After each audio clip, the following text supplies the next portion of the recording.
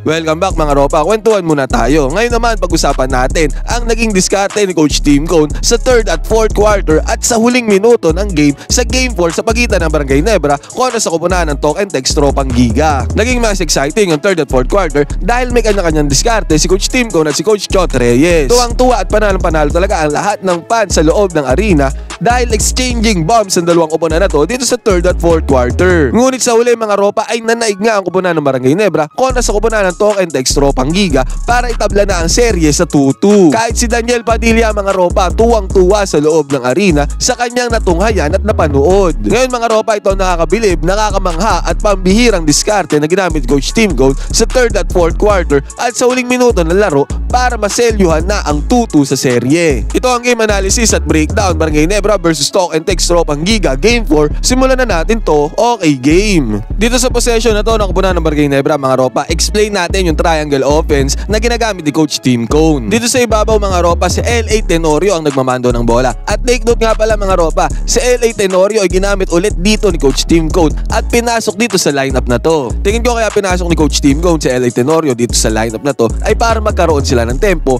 tamang pace, tamang bagal ng paglalaro at makontrol nila yung kalamangan nila dito sa 3rd quarter. Si LA Tenorio nga may hawak ng bola dito sa ibabaw at nagmamando na siya dyan sa kanyang kakampi tungkol sa play na kanilang gagawin. Pansinin natin si Justin Brownlee, Japet Aguilar at Scotty Thompson dito. Naka-form sila ng triangle. Kung tutusin, may option talaga si JB32 dito na ipasa kay Japet Aguilar yung bola dito sa may paint. Kasi open si Japet Aguilar dito. Pero hindi ginawa ni Justin Brownlee yun. Ang ginawa niya, pinasa niya doon sa kabila kay Stephen Holt ang bola. Again, triangle open si Japet Aguilar pumeso dito sa spot na to, forming the triangle kay Stephen Holt at LA Tenorio. Ngayon dito sa position na to ng Barangay Nebra mga ropa, bahagyang nalito na dyan ang depensa ng Talk and Text. Binalik ni Stephen Holt ang bola dito kay LA Tenorio sa may ibabaw. At merong maraming option dyan si LA Tenorio sa pagkakataon na yan. Pwede niyang ibigay kay Japet Aguilar dito yung bola para ipasa sana kay Scotty Thompson na kumat na dito sa may paint sa ilalim. Pwedeng option yon mga ropa. Pero ang ginawa ni LA Tenorio dito, binalik niya lang kay Stephen Holt yung bola dito sa top of the key dahil kumat din si Stephen Holt dito sa may ibabaw. Dahil sa multiple cuts si Stephen Holt at together with Scotty Thompson dito magkasabay silang kumat dyan. Bahagyang nalito nga ang depensa dito ng Talk and Text kaya ang tendency nagkaroon ng enough space si Stephen Holt dito para ipukol ang kanyang 2-pointer long range. Ang outcome naman yan mga ropa, 2 points para sa koponan ng Barangay Nebra, well executed play para sa kanila. Sa pagkakataon na to mga ropa, 58-49 ang score, lamang ang koponan ng Barangay Nebra ng 9 points. At agad-agaran sa kabilang possession, sinubukan agad bumawi dito ni Ronde Yoles Jefferson sa kanyang 3-pointer pero mintis yan. At pansinin natin dito yung role talaga ni LA Tenorio kaya siya pinasok dito ni Coach Tim Cone.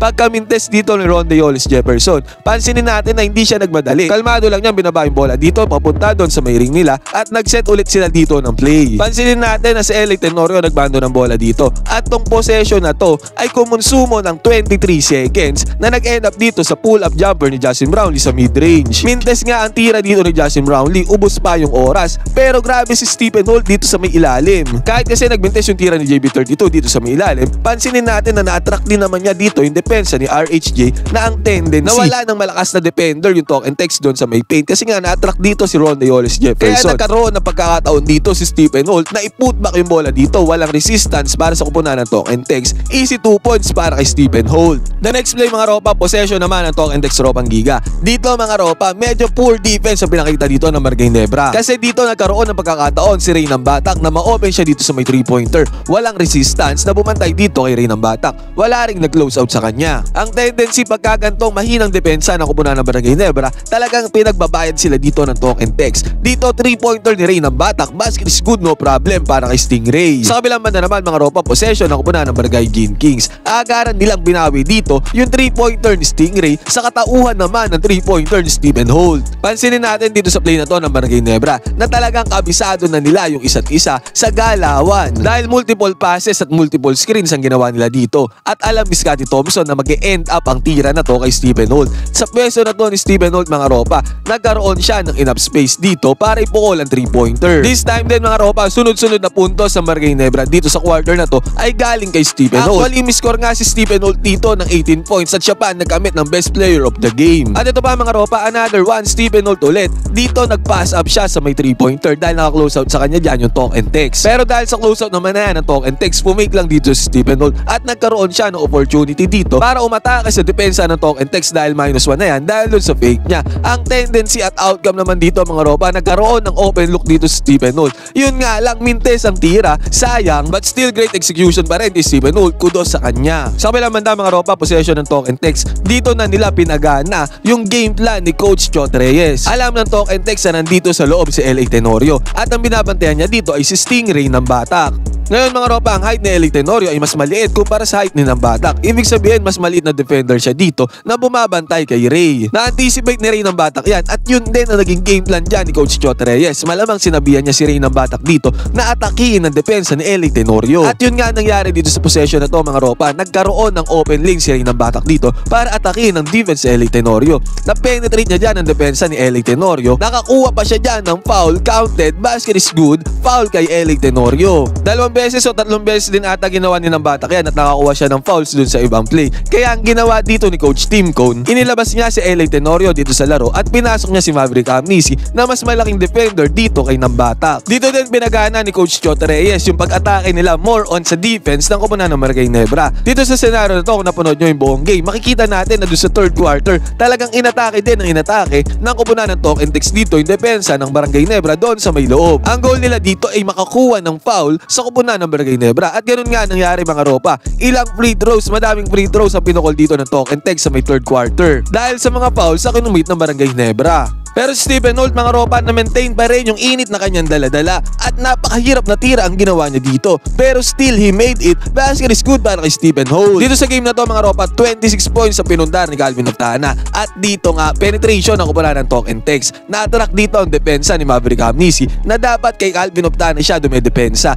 Ang tendency at outcome tuloy na ipasa na naman kay Calvin Oftana yung bola dito sa may corner 3-pointer which is his favorite spot. 3-pointer pinukol na ni Calvin Oftana. Basket is good ang long bomb para kay Calvin. 69-60 ang score bago ang 3-pointer na yan. Naging 69-63 dahil sa 3 points na yan, 6 na lang ang kalamangan dito ng Barangay. Para sa akin mga ropa, mas okay na wag nang mapasahan si Calvin Oftana dito sa may 3-pointer at mag-take na lang ng contested shot ang koponan ng Talk and Text dito sa may paint. Kasi sobrang delikado talaga ni Calvin Oftana dito sa may 3 points lalo na sa corner. Yung tipong kung pan ka ng Barangay Nebra at makikita mo si Calvin Oftana na open na naman sa 3-pointer, kakabahan ka na talaga lalo't pag napasahan pa siya ng bola. Tignan natin sa susunod na game sa Game 5 kung ano ang adjustment na gagawin ni Coach Tim Cone dito kay Calvin Oftana dahil umiscore talaga siya ng madami dito, 26 points. At sa kabilang possession mga ropa, nakakuha pa si Justin Brownlee ng offensive foul dito. Kaya ang nangyari, turnover para sa koponan ng Barangay Nebra. Take note, 69-63 ang score mga ropa. At sa possession ng Talk and Text mga ropa, aggressively nilang inaatake dito yung depensa ng Barangay Nebra. Kaya nakakuha na naman ng foul dito si Ronde Hollis Jefferson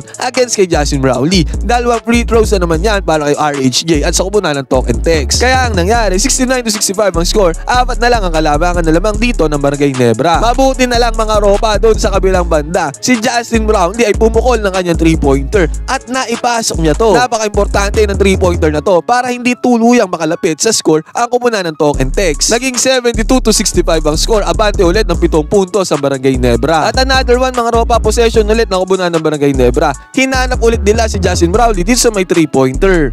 At again, halos same shot, same spot para kay JV32 at same outcome ulit. Back-to-back 3-pointers para kay Justin Brownlee dito sa pagkakataon na to. Kaya ang mga fans dyan ng Barangay Nebra nanonood sa arena, hindi magkamayaw at tuwang-tuwa sa nakikita nilang ginagawa ni JV32 dito sa kupunan ng Barangay Gene Kings. Possession ng kupunan ng Talk and Text mga ropa. Sabi ko nga sa inyo, puro foul ang natamo dito ng Talk and Text sa may third quarter. Again, pag-atake nila sa depensa ng Barangay Nebra, foul na naman. Nag-free throws dito si Ray ng Batak at isa lang ang kanya napasok. 75-68 ang score, 7 ang lamang ng Barangay. Sa pagkakataon na to mga ropa, dahil 7 points pa rin ang kalamangan ng Barangay Gene Kings, si Ronde Hollis Jefferson dito biglang humigpit yung depensa kay JB32. Sobrang higpit ng depensa dito ni RHJ. Pero tignan natin ang ginawa ni Japet Aguilar dito dahil kailangan ng tulong dito ni Justin Brownlee. Nag-set siya ng screen dito kay Justin Brownlee. Ang ganda ng timing ng pagka-screen dito ni Japet Aguilar dahil natatrap na din kasi sa depensa dito si Justin Brownlee dito sa may upper corner. Ang tendency at pangyayari dyan, ang ganda nga ng depensa dito ng ng talk and text. Pero rumol dito si Japet Aguilar, pinasa ni Justin Brownlee. Naka-close out naman dito ang kupunan ng talk and text, pero mas matangkad si Japet Aguilar dito, kaya slam dunk ang kanyang ginawa dito sa role niya na to. Tuwang-tuwa ang mga fans doon sa loob ng arena nang makita nilang nag-slam dunk dito si Japet Aguilar. Kahit si Daniel Padilla, mga ropa, hindi napigilan ang kanyang paghanga dito sa play na to. Yang slam dunk ni Japet Aguilar na yan, mga ropa, foul counted pa, nakakuha siya dyan ng isang free throw. And then sa kabilang possession naman ng talk and text, mga ropa,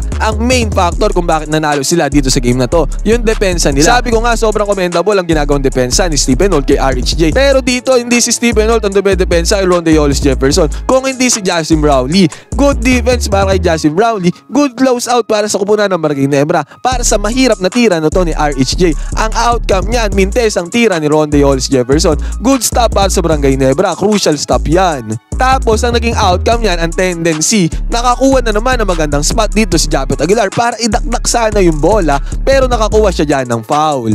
81-73 ang score, 8 points sa kalamangan ng Barangay Nebra dito. Nag-set ng pick and pop na play dito si Arya Barrientos at si Justin Brownlee. Natrack na ni Arya Barrientos dito ang dalawang depensa ng talk and text, at naiwan si Justin Brownlee dito sa may 4-point line. Anticipated na ni Arya Barrientos yan, kaya binigay niya na kay Justin Brownlee dito yung bola sa may 4-point shot. Long bomb para kay Justin Brownlee, basket is good para sa kanya. What a 4-point shot para kay Justin Brownlee dito. Kaya natapos ang third quarter sa score ng 85-77, 8 puntos ang kalamangan ng Barangay Nebra. Yang lamang na yan ng Barangay Nebra, yung 8 points na yan na pinangahawakan nila pagpasok ng fourth quarter, ay nakita talaga natin tsinaga at pinagbuhusan nila ng pasensya para ma-maintain ang kalamangan na yan pagpasok ng fourth quarter. Trinabaho talaga ng Barangay Nebra yan at ni Coach Tim Cone. Sobrang commendable ang naging patience dito ng Barangay Nebra, mapadepensa man at opensa. Lalo na't ang daming free throws ang na-take dito ng talk and text dito sa quarter na to. Ngayon, mga ropa, masyado na namang mahaba tong video. Ang sarap kasing i-breakdown ng laro na to. Kaya yung fourth quarter, ibubukod ulit natin. Antayin nyo, gagawin ko ulit ngayong araw. For sure, ma-upload ko yun maya-maya. Ngayon, mga ropa, ano masasabi nyo dito sa ginawang diskarte ni Coach Tim Cone dito sa third quarter?